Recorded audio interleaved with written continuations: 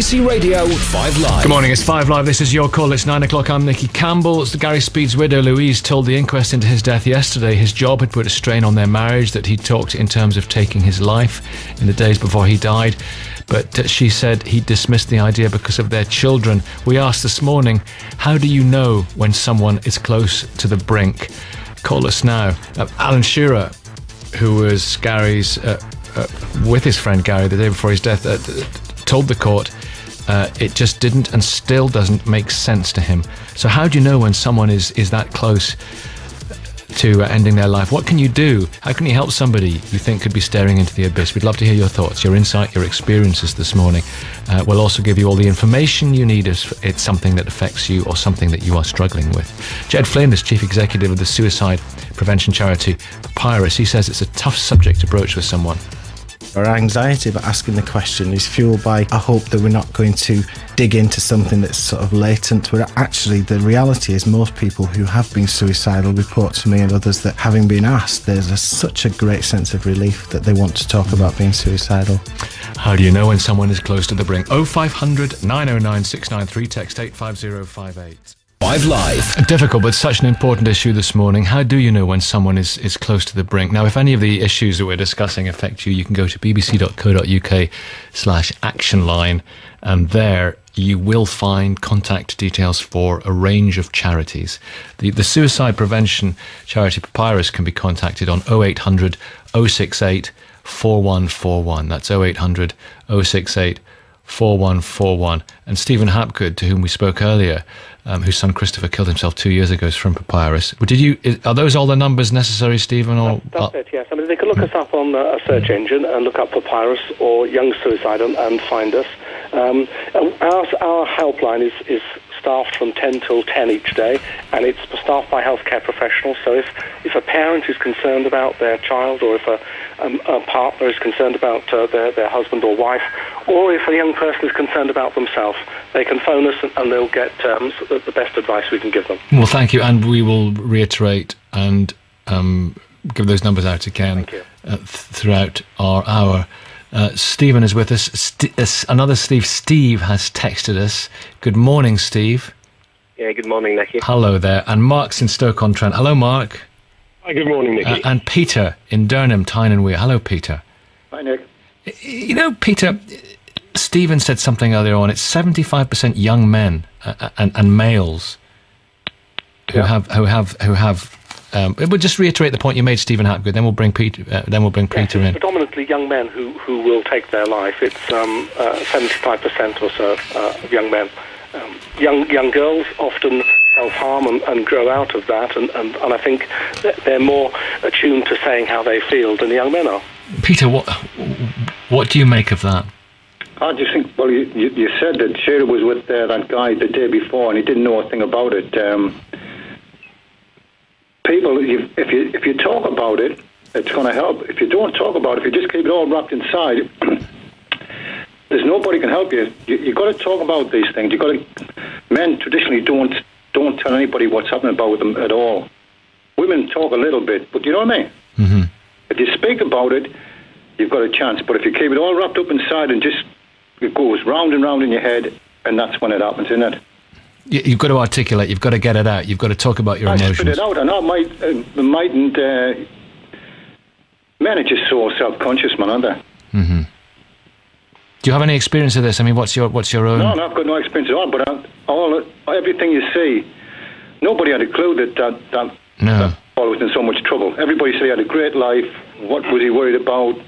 Things just get on top of you, and before you know it, you're on the bottom. Yeah, Mark, what do you think?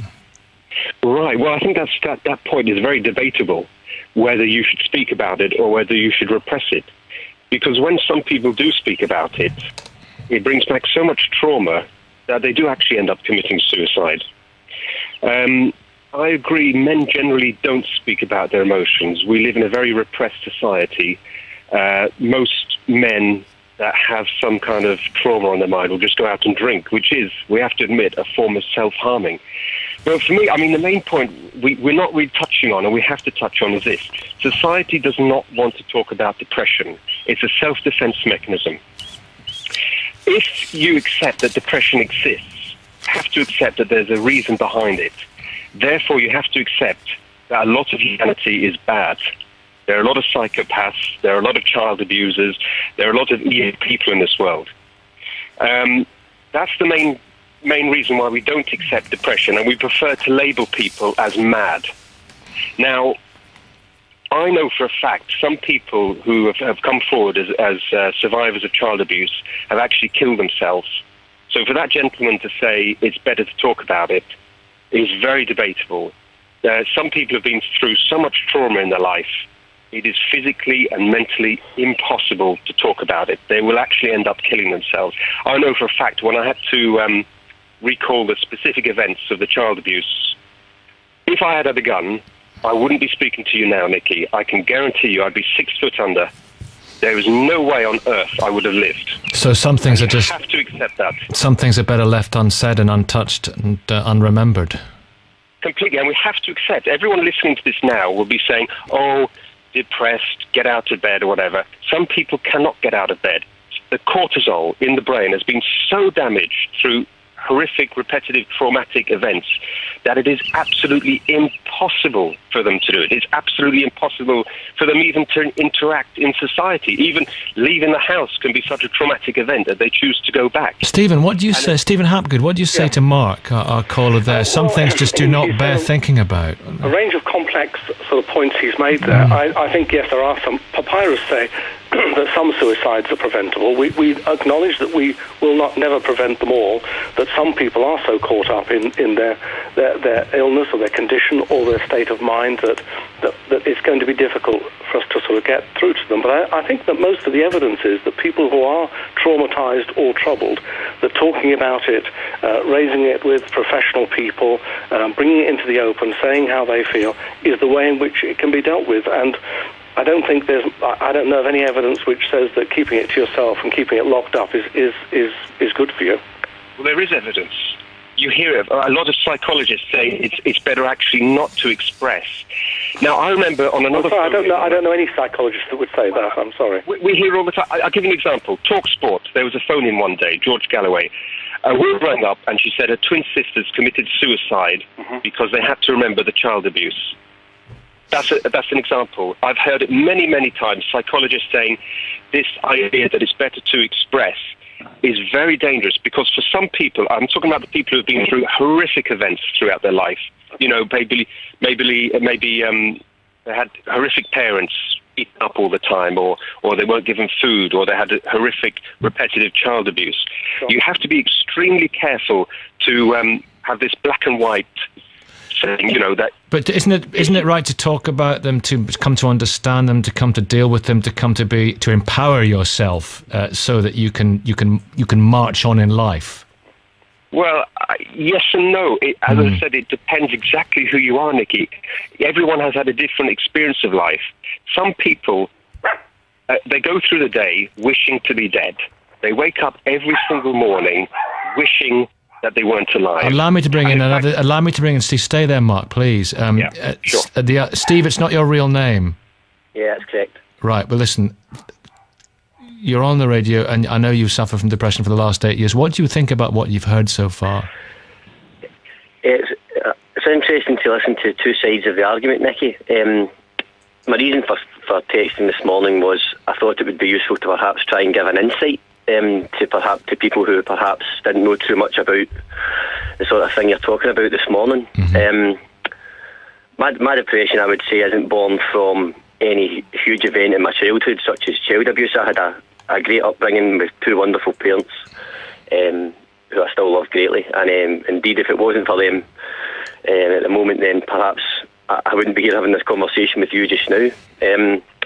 I would have said initially my feelings about suicide in general were born from the last 18 to 2 years of my life, where I've had maybe 3 or 4 significant experiences where I would suggest to you that perhaps if people dealing with one of these things or 2 of these things on their own, that would be okay. But it now seems to be almost a point where so many things have happened over the past, say, 24 months. These feelings have really come back to the fore for me. I wasn't suicidal in my initial depression 8 years ago. This is a very kind of new thing for myself within the last, say, 12 to 18 months. But it really, really is a fear. It's a real fear of just absolutely everything that I touch at the moment. I consider myself quite an intelligent person, so I do like to try and get to the bottom of where my depression comes from. So I have tried to do that. Do you think what's happened in your life has given you depression, or you have depression and what's happened in your life has brought it out and made it worse? Do you know what I mean? Yeah, I do know what you mean. I'm not too sure, because I genuinely believe if I had depression, I would consider myself a strong enough person to get out of that. But I kind of feel as if now I live almost in a repetitive cycle, whereas it will go away, it will come back, it will go away. But because I've had it before, and because I knew how bad it was, when I get it now, I get it really, really bad. And the gentleman said previously, there is almost an effect where I just cannot get out of bed in the morning. Describe a little bit more, Steve, for those who have never suffered from this, who can't quite get their head round it, what that feeling is like, the black dog, as it is sometimes described. Nicky, I'll try and paint a picture for you that really describes it to me perfectly. For anybody who's seen the film Trainspotting, good Scottish film, as you'll know, there's a scene in Trainspotting where one of the cast is basically cold turkey, trying to stay off the heroin. So his parents lock him in his bedroom, and the music gets faster and faster, and the walls get closer and closer and closer, and he's just trying to get further and further under the duvet. And for me, it's very much a nighttime thing, because speaking to you just now, I'm out and about today, I've got some work to do today, and I don't feel too bad. And yet, at night time is when it really starts, because when I turn the telly off, or I put the book down, and I turn the light out, that to me is at a time when a person should be at their most rest, calmest before their sleep. Whereas for me, that's when it starts, because my mind doesn't have anything else to concentrate on, it invariably starts to drift towards the thoughts that I don't want to have, and then it's almost like an avalanche effect, because once it starts, I just cannot stop. And I could not tell you honestly the last time where I maybe turned the light off at, say, 10 p.m. at night and slept through to my alarm going off in the morning. But I'll wake up during the night, and when I'm feeling really low, or when I feel my depression's at its worst, the thoughts in my head would give any sane person real fear. They just drift towards thoughts of, well, if I was to take my own life, how would I do it? Where would I do it? Who would I tell? What kind of support do you have? I don't tend to really, because, as I say, my parents are just two of the most amazing people in the world, and if they knew I felt like that, I don't think my mum would ever recover from that, you know? If they turned the radio on and heard you and recognised you, and you are not Steve, that's the name you're using, would this be a complete revelation to them? Absolutely. Because when I see my parents, or when I see my friends, I like to paint a different picture, because it's almost like a release, if that makes sense. You know, you almost get to escape from it for a while, to live a normal life, to be a normal person. But then, you know, you come away from that and you come back to your own time and the thoughts that you had. I was speaking to a researcher previously, and we've both actually just finished reading the same book about the German goalkeeper Robert Enke that you mentioned previously. Yes. And there's a line in that book where the gentleman who writes the book described depression as a fear of fear. And I would go even further than that, because I think it's generally a fear of everything. It just is. It's a fear of everything, and an absolute inability for me to forget the things that have happened to me in my past. Certainly as a sufferer of depression, people will say to you all the buzz phrases, you know, things like just look forward and live in the future and forget what's happened previously. And I would love to do that. It's not that I don't want to do that. I absolutely physically cannot do that. Stephen, what would you say to Steve? I think it's very brave coming on the radio to say what he said. I think he needs help. I think he needs some medication. And I think when I read the letter my son left me, I know that he felt very much the same. He felt ashamed of how he felt. Helpless and hopeless. Felt embarrassed by it. He wanted to kind of live be seen to live a normal life, so he kept it to himself. And that's why it was such a shock when he died. Nicky, sorry. In terms of medication, Stephen, as I say, I'm perfectly happy to accept the fact that this is perhaps something I can't dig myself out of without seeking further help. So I've been to see my GP 3 or 4 times over the last 2 years, I would say.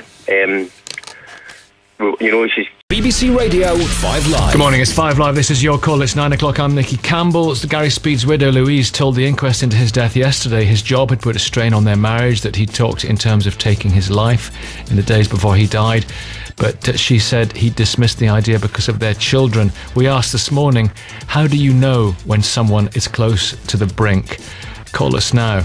Alan Shearer, who was Gary's, with his friend Gary the day before his death, told the court it just didn't and still doesn't make sense to him.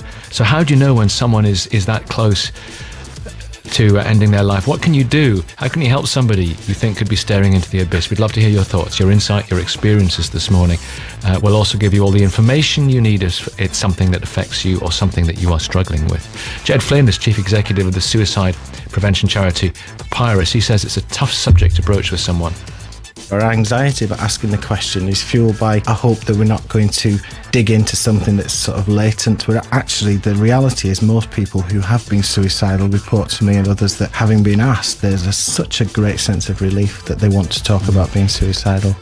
How do you know when someone is close to the brink? 0500 909 693, text 85058. 5 Live. Difficult, but such an important issue this morning. How do you know when someone is close to the brink? Now, if any of the issues that we're discussing affect you, you can go to bbc.co.uk/action line, and there you will find contact details for a range of charities.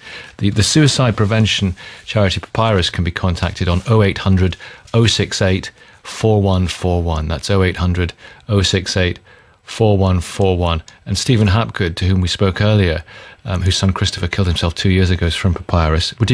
Are those all the numbers necessary, Stephen? Or that's it, yes. I mean, they can look us up on a search engine and look up Papyrus or Young Suicide and find us.